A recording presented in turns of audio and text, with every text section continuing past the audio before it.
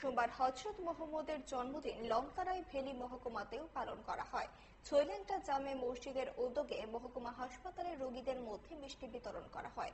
একই সাথে ছৈলেংটা থানার কর্মরত পুলিশদের মধ্যেও মিষ্টি বিতরণ করেন আয়োজকরা। আগামী দিনেও বিভিন্ন জায়গায় সমাজসেবামূলক কাজ করা হবে বলে জানান তারা। আজকে হযরত মুহাম্মদের 1454তম জন্মবার্ষিকী।